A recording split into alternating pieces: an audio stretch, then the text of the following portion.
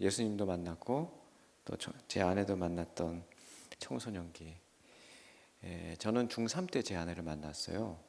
제 아내는 고1이었습니다. 그러니 연상이었죠.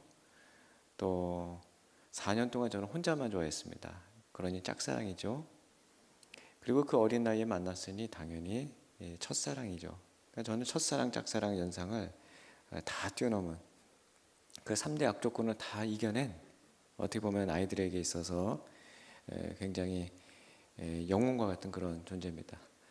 아이들 이성교제에 굉장히 관심 많고 또 성적 고민과 성적 고민 속에서 아이들이 지금 살아가고 있는 아이들인데, 제가 이제 이런 영웅담 비슷한 저의 연애 스토리를 이야기하면 아이들이 힘을 많이 얻어요. 그런데 그 4년 동안 짝사랑하는 게 쉬웠겠습니까? 또 고백을 하고 20살 때부터 연애를 시작해서 28에 결혼을 제가 했는데 그 8년 동안 쉬웠겠습니까? 그 지난한 시간들, 그 어려웠던 시간들, 또 양가 부모님들이 반대했던 그 모든 것을 뚫고 저희가 결혼했던 그 해는 우리나라가 가장 힘들었던 1998년 바로 IMF 시절이었습니다. 저는 결혼할 때 직업이 없었어요. 아르바이트도 못하던 그런 아주 어려운 시절에 결혼을 했고, 아무것도 없는 맨주먹 가지고 한 가정을 이루었는데, 주님께서 지금 저에게 허락하신 4명의 자녀, 그리고 또 많은 이 결실들을 이렇게 되돌아보면 정말 내가 한 것은 아무것도 없었다, 이런 생각이 듭니다. 오늘 저와 여러분이 어제 그 주일 사역의 피로도가 꽤 많이 있을 텐데, 그럼에도 불구하고 이 자리에 모여서 우리가 함께 내일을 여는 다음 세대 사역자의 모임으로 우리가 모인 것은 우리 안에 어떤 이 시대의 사명감이 있고 또 함께 연대를 해야 될 그런 필요성이 있기 때문입니다. 저 부족한 사역의 몇 가지를 함께 나누고, 또 이따 식사도 나누고 또 교제도 나누고 함께 연락처도 다 교환하고 해서 3.4%밖에 되지 않은 이 청소년, 이 불모가 돼버린 이 사역 현장에서 우리가 이제 어깨동무를 해야 될 때가 왔다고 저는 생각을 합니다. 내일을 여는 다음 세대. 여러분, 이 내일이라는 단어는 올 내자에다가 날일자를 씁니다. 그러니까 올 날이라는 것이죠. 그러니까 반드시 옵니다. 오늘은 바로 어제의 내일이었고 내일은 또 내일의 오늘입니다. 그러니 반드시 이 올날을 우리는 대비해야 되고 준비해야 되고 깨어 있어야 합니다. 그런 의미에서 제가 조금 먼저 여러분들보다 먼저 이 사역을 했고 또 고민을 했던 그 이야기들을 나눈다면 여러분들에게도 조금 더 어떤 인사이트가 되지 않겠나 싶고, 개똥도 약이 된다고 하니 개똥 같은 저의 그 사역에 여러분에게 조금이라도 약이 되기를 바라면서 오늘의 강의를 이어가도록 하겠습니다. 제가 준비한 PPT는 오늘 이 자리에서 사용하기도 하지만 여러분들이 원하신다면 원본 그대로 다 보내드릴게요. 저는 가끔 이제 세미나나 이런 거 참석하면 저거 갖고 싶다 이런 생각 드는데 강사님 안 주시고 그냥 가시더라고요. 그러니까 저는 다 드리겠습니다. 네, 필요한지 모르겠지만, 네, 특강 마스크와 마이크입니다. 네, 제목 신선하죠? 네, 아주 시의적절한, 그냥 놔두세요. 네, 네, 좋은데 아주 시의적절한 그런 제목이 아닌가 싶습니다. 여러분 지금 마스크를 다 하고 계시고 저는 지금 마이크를 들고 있습니다. 이 3음절이지만 무려 2음절이 똑같습니다. 마와 크. 공교롭게도 이 장소는 CTS 다음 세대 마이크 온이라는 프로그램이 녹화되던 장소입니다. 제가 지난주 월요일에도 이 자리에서 녹화를 했는데요. 아이들이 마이크를 들고 여러분이 앉아있는 그 객석이 아니라 이쪽을 향해서 강의를 합니다. 강연을 합니다. 그러니까 저희 패널들은 이쪽에 앉아 있었고요. 그 아이들에게 이제 마이크가 채워졌고, 이제 아이들은 한 10여 분 정도 자신의 이야기, 자신의 학교 이야기, 가족 이야기, 학업 이야기, 꿈 이야기 막 합니다. 그리고 우리 패널들은 그 이야기를 듣고 공감해주고 깨달은 바를 또 다시 피드백을 합니다. 3명이 함께 나와서 그 이야기를 하고 녹화를 하고 또 방송에 나가고 하는 다음 세대 마이크온은 이제 올해를 마지막으로 해서 이제 종영이 됩니다. 그러나 저는 이 마이크 온, 그 마이크 온이라는 프로그램의 의미는 마음을 이끄는 크리스찬이라는 뜻입니다. 아이들이 마이크를 들고 많은 시청자들에게 마음을 이끌어내고 자신이 그리스도인으로 살아가는 그 정체성과 그 꿈을 이야기하는데요. 참 많이 도전됩니다. 나는 저 나이 때 도대체 뭘 했나 할 정도로 이 아이들은 정말 미리 많은 것들을 보고 있더라고요. 오늘 이 내다모 시간을 통해서 저는 여러분들이 이 마이크를 드는 자로서 이 마스크를 끼고 있는 이 시대를 어떻게 살아야 하는지 우리의 관점을 조금 살펴보기를 원합니다. 여러분들은 어제까지 다 각 교회에서 이 마이크를 들고 하나님 말씀을 전하셨을 거예요. 그리고 꾸준히 이 마이크란 걸 통해서 하나님의 말씀을 대언하는 스피커들입니다. 여러분들은 계속해서 말하는 자들이에요. 말을 하기 위해서는 이 안에서 프로세스가 있어야 되고 인풋이 또 있어야 됩니다. 그것이 학교 현장에서는 독서, 토론, 논술로 이어지고요. 그래서 인풋, 프로세스, 아웃풋, 독서, 토론, 논술 이렇게 가거든요. 그러니까 끊임없이 여러분들이 책을 보고 또 공부를 하면서 인풋을 시키고 또 성령께서 내 안에서 작동하셔서 프로세스를 거쳐서 여러분들이 마이크를 통해서 이야기하고 하나님은 여러분들을 마이크로 사용하셔서 이 시대를 통하여 이야기합니다. 이 마이크는 굉장히 의미가 있어요. 여러분 MC라는 말 아시죠? MC, Master of Ceremony, 사회자를 MC라고 합니다. 그렇죠? 또 move crowd, 군중을 움직인다라고 해서 MC라고 하고 또 마이크 컨트롤러, 그래서 마이크를 조작하는 사람, 그래서 MC라는 말을 쓰죠. 여러분들은 MC입니다. 좋은 공동체는 좋은 MC가 있어야 균형 잡히게 되고 한 사람이 독점하는 것을 방지하고 소외된 사람을 이끌어내는 균형 잡힌 MC가 있어야 하는 것이죠. 그래서 여러분들은 이제 마이크 컨트롤러로 이제 어떤 공동체든 그 모임을 이끌어가야 할 텐데 언어, 이 마이크를 통해서 여러분들은 끊임없이 언어를 이제 배태시킬 겁니다. 그러니까 하나님의 말씀을 전하는 설교자로서의 언어를 배태시킬 것이고 일상 언어를 또 이야기하실 테고 또 심지어는 자신의 감정을 부정적으로 배태하는 뭐 욕설이라든가 비속어라든가 저속어라든가 이런 것을 하게 될 거예요. 언어라는 것은 매우 중요합니다. 인간에게 있어서. 홈플이라는 그 작품을 쓴 최명희라는 분이 소설, 장편 소설 홈플을 통해서 우리에게 이런 이야기를 좀 했습니다. 언어는 정신의 지문이다. 나의 넋이 찍히는 그 무늬를 어찌 함부로 할 수 있겠는가. 우리가 동물과 대비되는 가장 중요한 게 우리는 이 언어의 동물이라는 것이죠. 자신이 생각하는 것을 언어로 이야기하고 그것이 기억이 되고 저장이 되고 역사로 남는 이 언어는 우리 인간에게 있어서 굉장히 중요한 이야기입니다. 바벨탑도 언어를 혼잡케 하신 그 하나님께서 또 우리를 향하여서 하신 그 뜻이 있으신 것처럼 이 언어는 우리에게 있어서 소통도 하고 또 역사를 기록하게 하는 굉장히 중요한 것이죠. 여러분, 우리의 정신의 지문이라고 하는 이 언어가 우리 다음 세대 아이들에게는 어떻게 쓰고 있는지 아십니까? 상대방의 이 가슴을 후벼 파고 또 그 사람을 깎아내리고 그 사람이 큰 상처를 주는 그런 정신의 지문으로 남용이 되고 있는 이 언어 또한 이 아이들의 창의성과 또 새로운 문화를 낳게 되는 신조어들이 계속해서 나오고 있는 언어. 1번부터 11번까지 12번인가요? 쭉 보시면 어떠세요?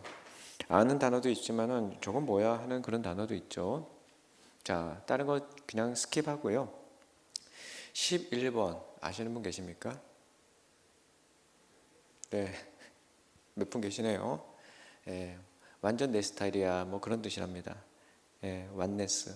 저도 이거 며칠 전에 알고 제 딸에게 제 아들들에게 매일 아침마다 완네스 결코 제 스타일이 아닙니다. 정말 짜증나고 너무나 잔소리가 많이 나가는 제 아이들한테 완네스 하면서 요즘 아이들 말로 얘기하고 축복해주곤 하는데요. 우리 그런 의미에서 우리 옆에 계신 분에게 한번 그렇게 해볼까요? 완네스. 사실 처음 보는 분에게 무슨 완네스겠습니까? 그렇죠. 그리고 종종 설교자들이 옆에 있는 사람 얼굴 보면서 축복하라고 하는데 참 부담스러운 겁니다. 아까 레크레이션 해주셨지만 저는 레크레이션을 20년 했습니다. 레크레이션 강사예요. 저는 이제 방송사에서 사전 MC를 꽤 오래 했습니다. KBS에서 제가 어린이 딩동댕 사전 MC를 했고, 옆 스튜디오에서 그때 당시 윤도현 사전 MC 했던 김재동하고 제가 같이 우동 먹으면서 신세 타령했던 그 기억이 납니다. 저희가 그 사전 MC를 이렇게 하고 또 거기 온 유치원 애들, 미술학원, 태권도 애들 막 저희가 정리정돈 해놓으면은 저는 이제 PD한테 가서 돈 3만 원 받고 이제 빠집니다.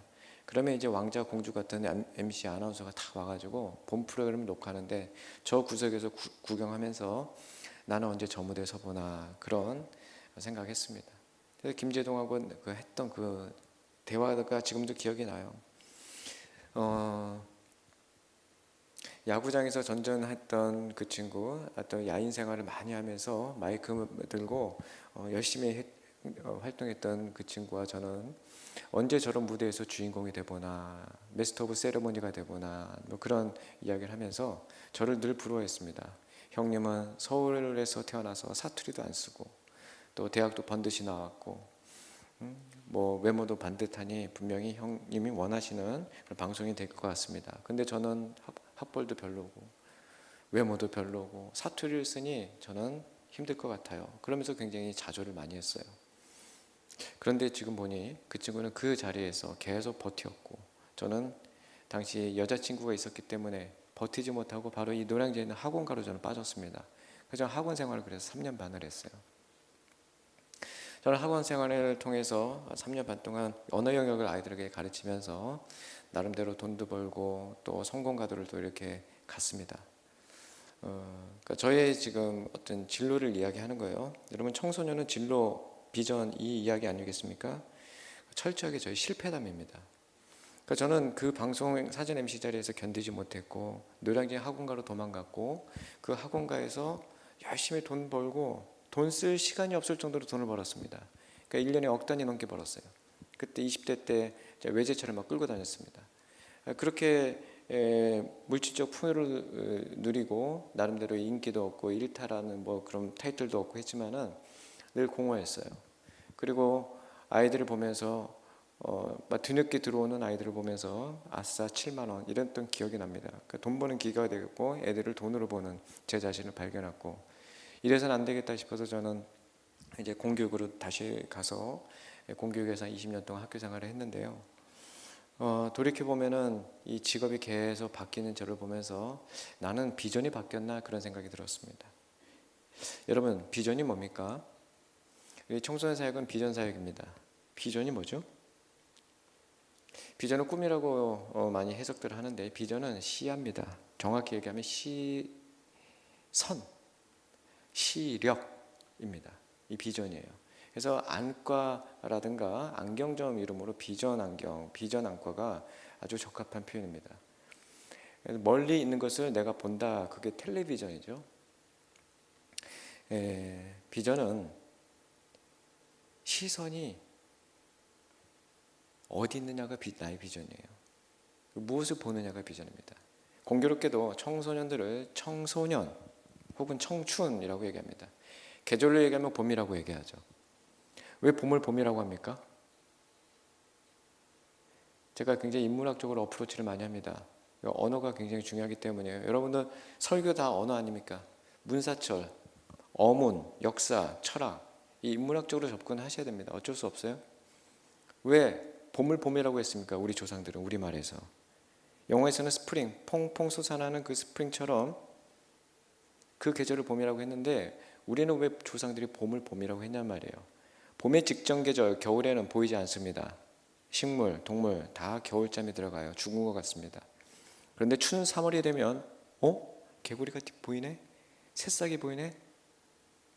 보다의 명사형입니다.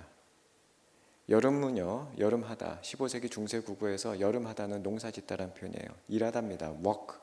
나이로 얘기하면 80이라는 인생 속에서 0세에서 20세까지 봄, 20대, 30대 열심히 일하는 여름하다. 여름, 거둬들이다. 40, 50대 가을, 그리고 곁들다. 겨울. 정확하죠? 간간하면 80이라고 얘기하는 이 인생 속에서 정확하게 4등분 되는 봄, 여름, 가을, 겨울. 우리가 만나는 아이들은 봄입니다. 여러분들은 어떤 계절인지 모르겠어요. 지금 저는 가을을 보내고 있는데요. 이제 곧 겨울이 옵니다. 여러분들은 아마 지금 여름이나 지금 가을쯤 와 계신 것 같은데, 우리 아이들은요, 여름 하는 나이가 아닙니다. 일하는 나이가 아니에요. 보는 나이입니다. 열심히 봅니다. 얘네들 무섭게 봅니다. 우리의 혼 중에서 지정의, 데살로니가전서 5장 23절이죠. 사도 바울이 데살로니가 교인들에게 인사하는 그 문안의 인사는 항상 기뻐하고 쉬지 말고 기도하며 범사에 감사하고 이는 그리스도 예수 안에서 우리를 향하신 하나님의 뜻이라고 얘기하고, 성령을 소멸치 말고 예언을 멸시치 말며 늘 악을 취하지 말고 선한 것을 바라보라 하고 이 인사를 합니다. 평강의 하나님께서 너희를 온전히 거룩하게 하시고 너희의 혼과 영과 몸을 그리스도 예수께서 다시 오는 날까지 흠없게 보존하시기를 축복합니다. 우리 인간은요, 동물과 다른 것이 혼과 몸은 똑같아요. 그렇지 않습니까? 강아지도 혼이 있습니다. 걔네 마음 다 있어요. 다 알아채르고요, 훈련시키면 똑똑합니다. 그래 내가 무섭게 하고 학대하면 오지 않아요. 얘네들도 혼이 있단 말이에요. 그런데 얘한테 없는 게 있어요. 뭐죠? 영입니다. 스피릿이에요. 얘네들도 바디하고 소울은 있습니다. 스피릿이 없어요. 그래서 우리는 애견, 애묘, 강아지, 고양이 많이 좋아해서 우리가 반려동물로 키우고는 있지만은, 가족이라고 얘기하기까지 하지만은 얘네들은 결국에는 먹을 수도 있는 존재입니다. 가족으로 보면 안 돼요. 제가 오늘 오다가 황당한 뉴스를 봤는데, 어떤 젊은 부부가 7년 동안 키웠던 그 강아지가 자신의 아이를 물어 죽였어요. 깜짝 놀랐습니다. 그런데 담담하게 인터뷰를 하면서 저 같으면 그 개 바로 죽여버렸을 텐데 그 개를 계속 키우는 거예요. 가족이라서 어떻게 할 수 없다는 거예요. 여러분 이해가 되시나요?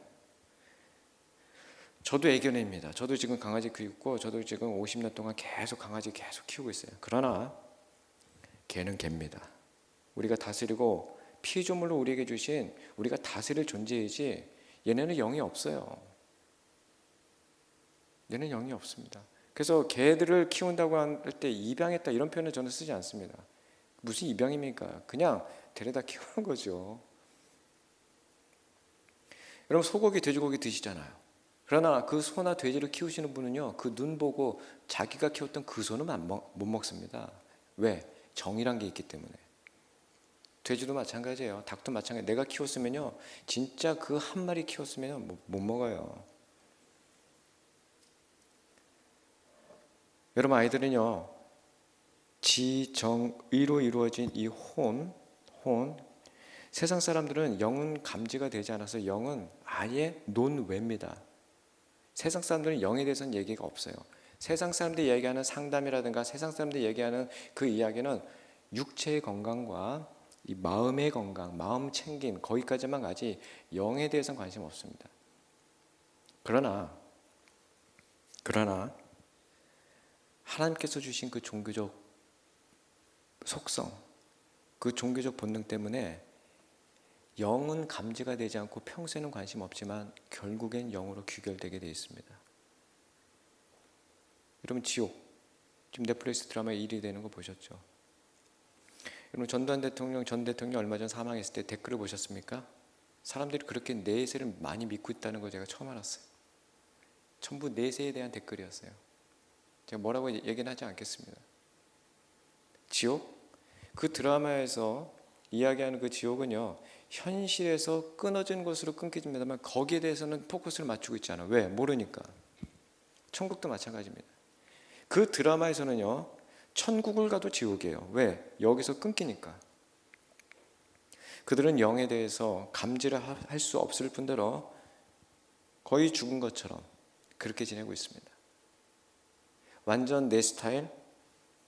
아이들은 끊임없이 언어를 새롭게 만들고 또 이것을 또 조롱이라도 하듯이 압축하고 뜯어내고 한자와 영어를 결합시키기도 하고 다양한 말을 만들어냅니다. 그리고 이 시대는 끊임없이 의미 있는 것을 찾아내요. 여러분들의 설교가 어떤지 궁금합니다. 여러분이 좋은 설교를 하기 위해서는 맛을 두 가지를 내셔야 돼요. 재미와 의미입니다. 그러니까 재미없으면 아이들은 듣지 않습니다. 의미 없으면 그걸 왜 합니까? 예능 프로 보지? 그 재미와 의미. 그런데 또 놀랍게도 이 재미라는 단어의 어원은요, 자미에서 왔고요, 영양분이라는 뜻이에요. 재미는 영양분입니다. 그러니까 아이들은 설교를 듣고 어른처럼 그 설교에 은혜 받았어요 라고 표현하지 않습니다. 어떻게 표현해요? 재밌었어요. 은혜 받았다는 얘기네요. 그 영양분이 왔다는 거예요. 그러나 우리는 전략적으로 그 재미 안에 의미를 집어넣어야 되고, 그 의미는 바로 그리스도의 뜻, 하나님의 마음이 들어가야 합니다. 세상 사람들이 갖고 있는 그 의미, 제 17개국입니다. 따끈따끈한 자료예요. 선진국들입니다. 스페인, 대만, 대한민국을 제외하고 세상 사람들이 갖고 있는 가치 1위는 패밀리입니다. 가족이에요. 여러분, 이 가족 하면 어떤 생각이 드세요? 굉장히 따뜻하고 소리 그렇게 들죠. 패밀리를 미국에서는 누군가가 오행시로 이렇게 했더라고요. Father and Mother, I love you, family. 패밀리는 나의 확대된 개념입니다. 가족은요, 나의 확대된 다름 아님이에요. 지금 우리가 믿음을 가지고 지금 우리가 사역을 하고 있습니다. 하나님을 향한 믿음. 그런데 여러분 그거 아세요? 이 시대는 그 어떤 시대보다도 불신의 시대라는 거. 아이들은 어릴 때부터 어떤 교육을 받습니까? 문 절대 열어주지 마. 누가 뭐 줘도 절대 따라가지 마. 네 이름 절대 믿지 마. 엄마 아빠에는 그게 아이 때만의 교육이 아니에요. 저도 지금 대학 졸업반인 제 딸이 있지만은 제 딸한테 무의식 중에 이런 얘기합니다. 아빠 말고는 다 도둑놈이야. 다른 남자 믿지 마.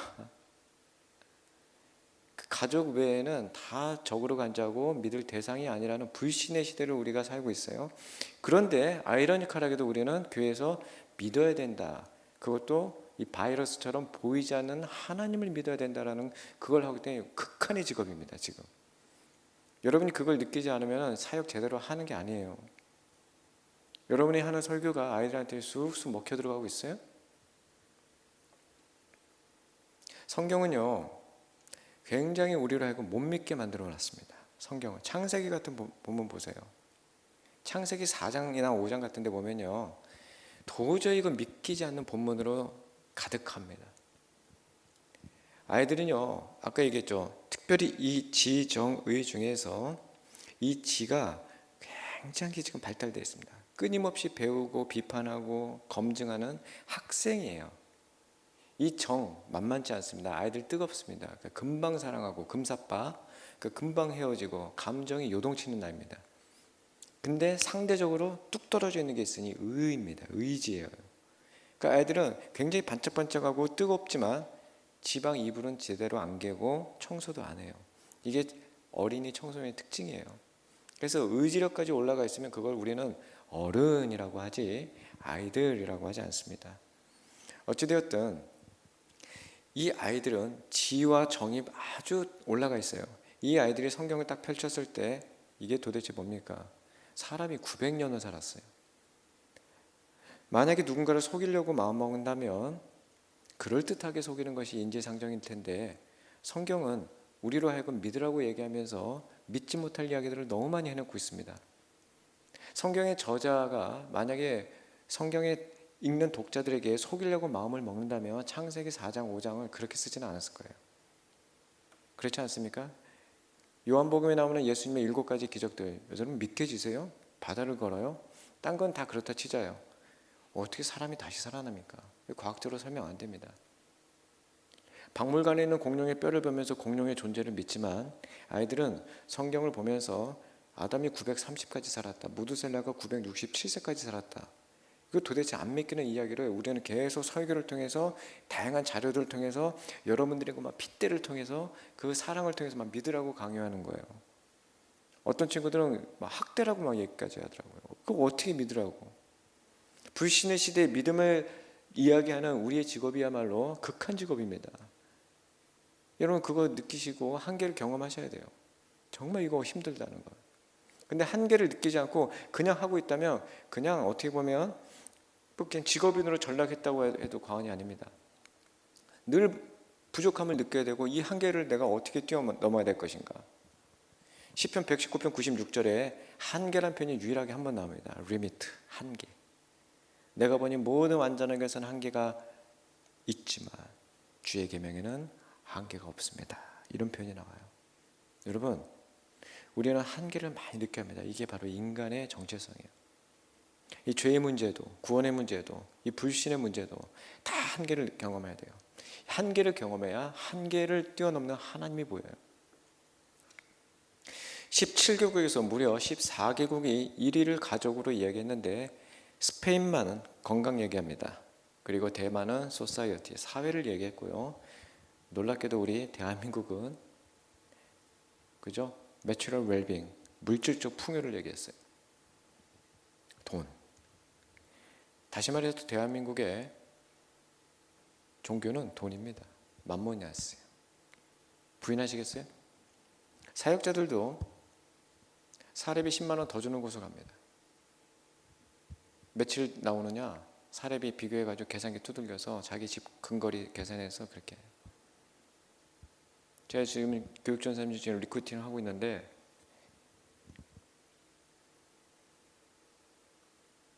죄송하지만 우리 사역자들도 맘모나스에서 자유롭지 못합니다. 제가 매년 1월 1일 저희 가족들과 함께 해군 작전사령부에서 초대해서 부산에 가면 배를 타고 나갑니다.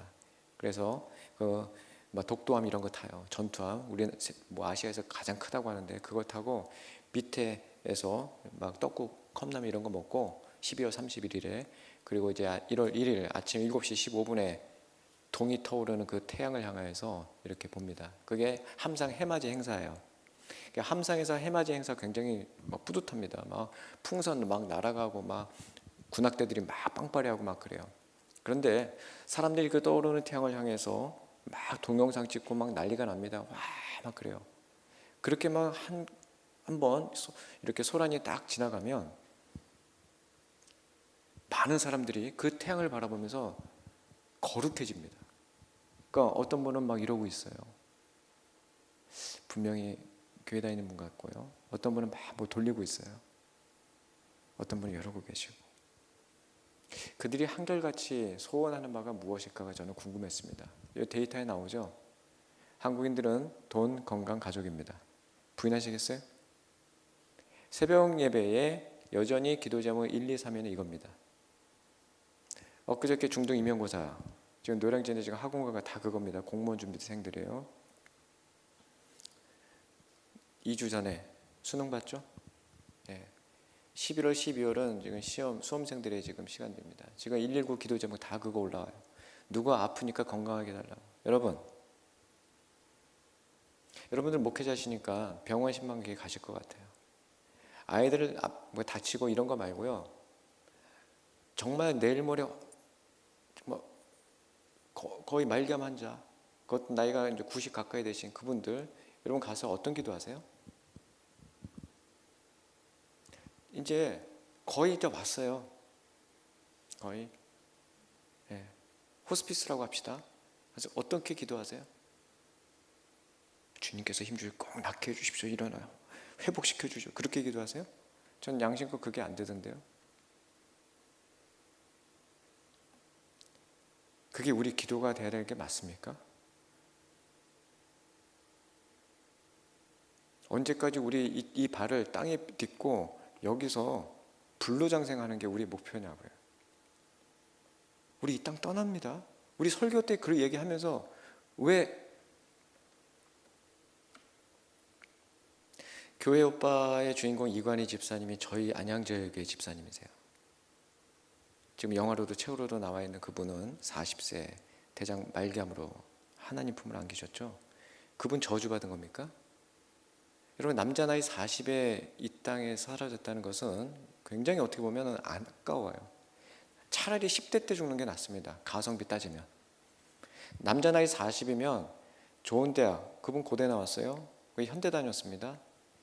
그러니까 스카이 나왔죠. 대기업 나왔죠. 그리고 딸도 있어요. 그 눈에 넣어도 아프지 않을 그 딸, 그 재롱을 보면서 이제서야 조금 어려운 거 끝나고 이제서야 누릴 나이에 하나님이 데려가셨단 말이에요.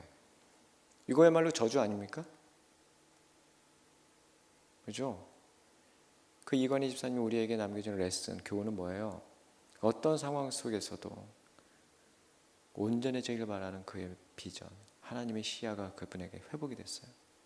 그분도 처음에는 얼마나 스트러글했는지 모릅니다. 갈등 굉장히 많이 했어요. 왜 나에게?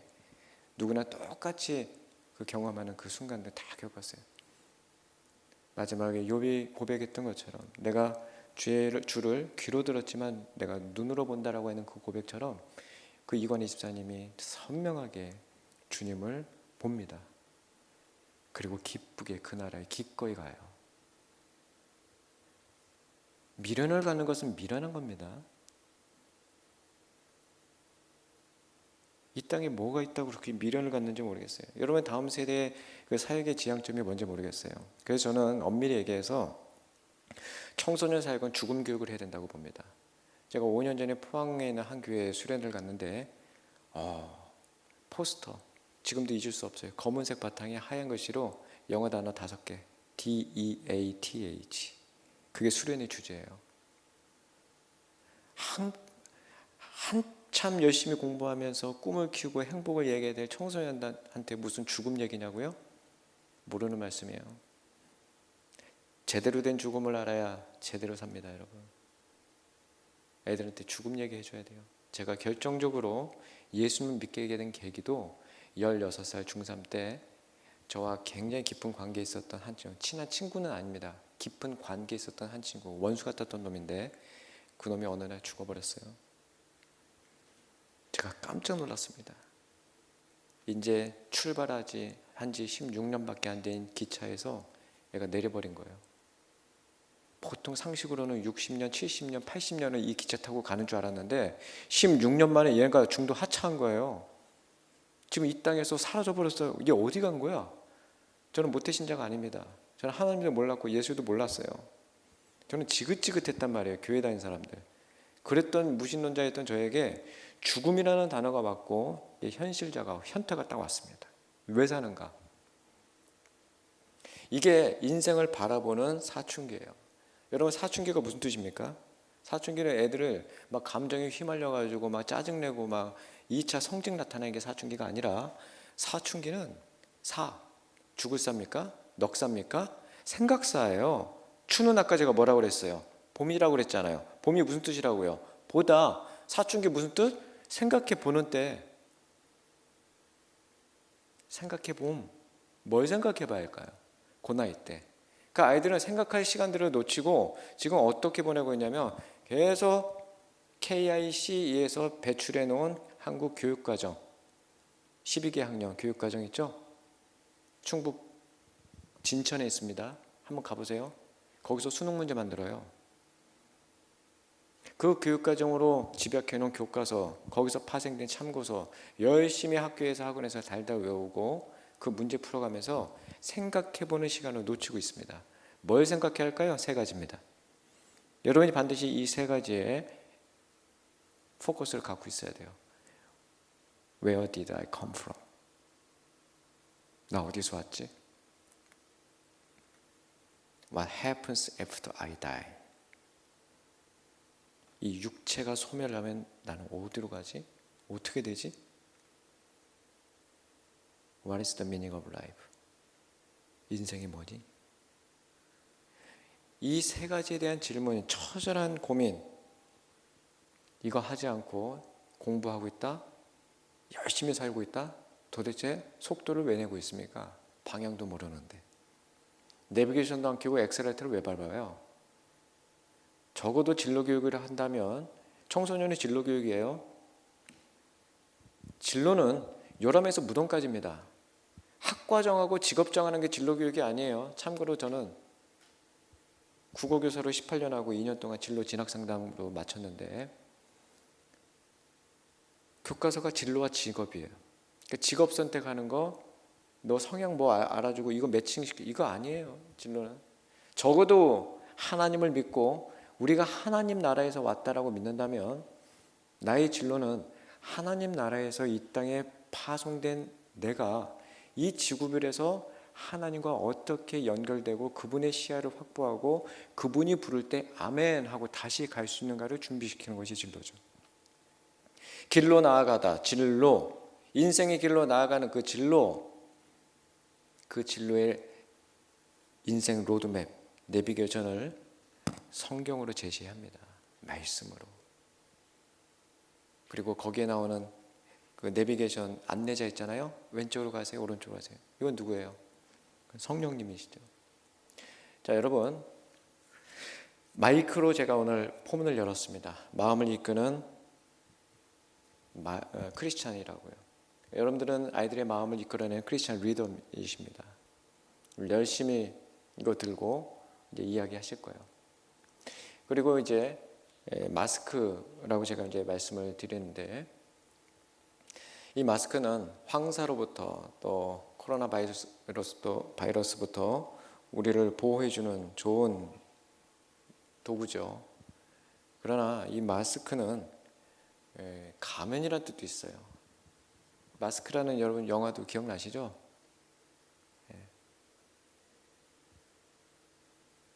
그 생각은 많이 못 하시더라고요. 여러분, 가면 벗으셔야 합니다. 저는 이게 사역자들의 가장 문제라고 봐요. 물론 헬라에서 파생된 이 페르조나는 사회적 얼굴이에요. 나쁜 의미 아닙니다. 그러니까 제가 여러분 앞에서는 지금 강사로 서 있고 집에 가서 제가 이러고 있겠어요? 전 집에 가서 네 발로 다닙니다. 우리 6살짜리 아들 이거 말 태워야 되니까. 아빠로의 페르조나, 목사로의 페르조나, 계속 페르조나는 건강한 자신의, 그러나 자아 분열은 다른 거예요. 그러니까 저는 지금도 잊을 수 없는 아이가 있습니다. 그러니까 제가 한 6년 전에 고등학교 근무할 때 저희 반 학생이에요. 근데 이놈이 제 자리에 불려왔습니다. 잘못한 일이 있었던 거예요. 근데 이 아이 손목에 염주알이 차 있어요. 얘는 절대 염주알을 차면 안 되는 아이예요. 그러니까 그 학교가 크리스찬 학교도 아니고 그냥 일반 공립학교였기 때문에 종교적인 어떤 그런 이유는 없지만 얘는 절대 이걸 차면 안 되는 아이입니다. 왜? 이 아이의 이름을 말씀드릴게요. 신성결. 느낌 오시죠? 아빠가 성결교단 목사님이세요. PK입니다. 근데 얘가 이걸 차고 나타난 거예요.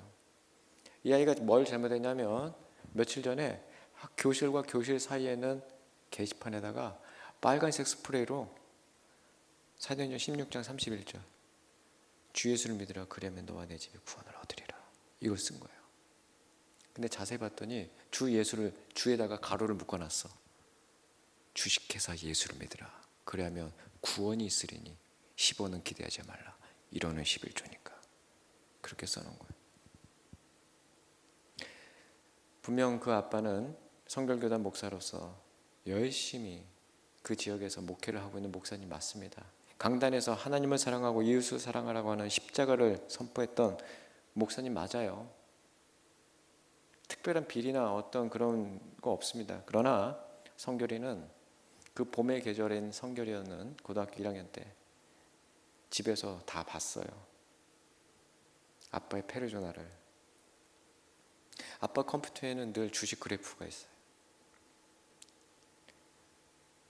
아빠는 늘 핸드폰으로 주식을 검색하고 늘 입에서는 돈. 성결이가 그 이중적인 아빠의 모습, 그 언어와 행동이 일치하지 않는 아빠의 모습, 그 표리부동한 아빠의 모습, 성도한테는 예수면 다다라고 이야기하는 그 아빠가 징그럽더래요. 제가 성결이한테 성결아 너 아빠 목사님이야 했더니 얘가 저를 정말 째려보더니 소리를 치더라고요. 아빠 얘기하지 마세요! 그렇게. 걔는 초등학생 때까지 아빠를 세상에서 가장 존경하던 아이였습니다. 우리 아빠 목사야 했던 아이예요. 지금은 가장 경멸한데요. 청소년들은 자신의 방에 청소도 못하고 안 하고 이불도 안 개는 의지박약의 아이들이지만 무섭게 봅니다. 얘네들이 청소년이에요. 금방 뜨거워진 애들이에요. 이게 청소년. 이런 아이들에게 우리는 진심으로 다가가지 않고 계속 가면 갈아 끼면요 오래 못 갑니다. 그러니까 우리가 스스로를 아까 뭐 자신을 위로도 하고 했습니다마는 그 위로 전에 철저한 자각이 있어야 돼요. 내가 죄인이고 여전히 나는 주님 앞에 설 수 없는 자임을 고백하고 다음 세대 사역자로서 설 수 없는 그런 부족한 사람인 걸 알아야 합니다. 그거 가면 벗어야 돼요. 솔직하게 나도 고백이 좀 나와야 됩니다.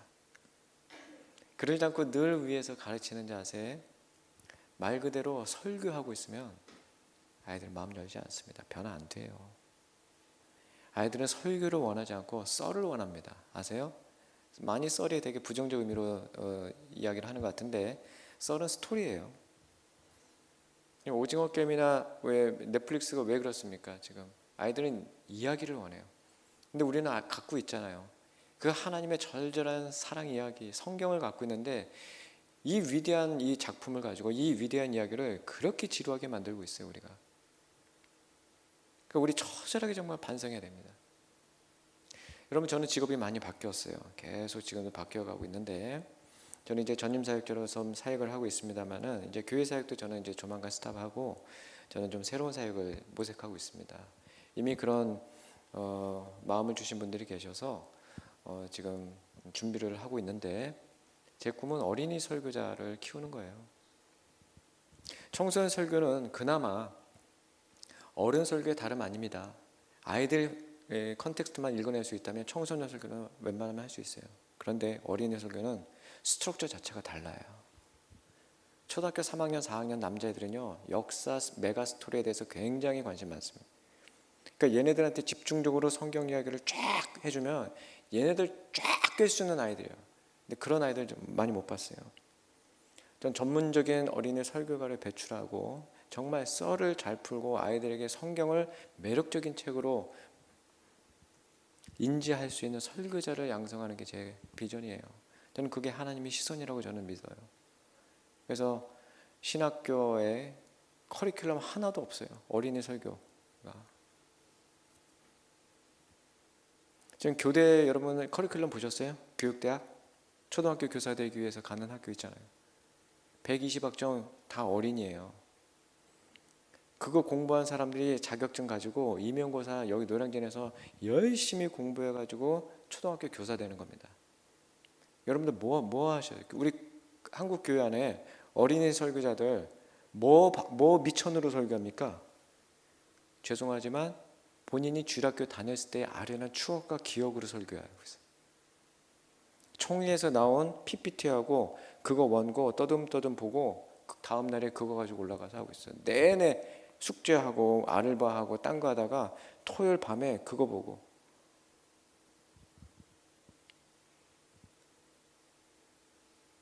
그리고 마치 본인은 하나님을 잘 믿는 것처럼 가면 끼고 아이들 앞에 서 있습니다. 그리고 권사님들한테, 그 60대 70대 권사님들한테 이런 소리 듣죠. 전도사님, 우리 전도사님. 그 전도사가 40대 목사가 돼서 교구 맡았을 때 권사님들한테 반말 찍찍하고 있어요. 밥 먹었어?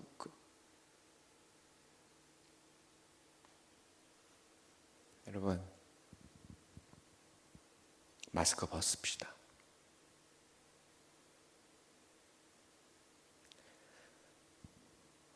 데이비스 윌리엄스라는 그 미국 바이올레드 교수가 자기 숭배를 기독교의 가장 큰 적이라고 얘기합니다. 내가 가장 중요한 시대를 살고 있어요. 우리의 적은 불교 아닙니다. 자기 자신을 믿는 셀피즘, 자기 숭배. 여기서 나와야 돼요. 우리는 행복하기 위해서 사는 사람이 아닙니다. 우리 인생의 목적은 거룩이에요. 그 거룩하신 하나님의 향한 마음을 계속 키워가고 그분의 시선, 그것을 회복하는 것이 우리의 비전이 되어야 될 줄 믿습니다. 여러분의 꿈이 뭡니까? 좋은 게 청평되는 거예요?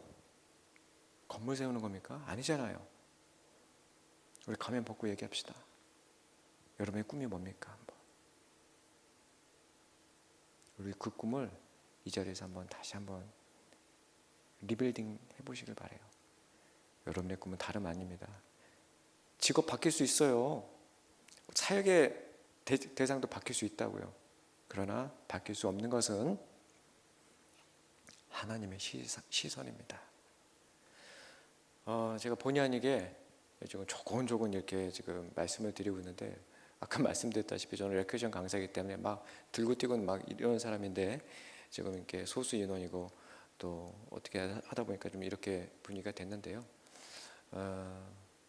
이 드라마 저는 이제 1시간짜리로 그냥 훅 이제 봤습니다만은, 사람들이 갖고 있는 이 종교성, 아무리 이 땅에서 다 이루어도 텅 빈 그 마음을 우리가 채워줘야 합니다.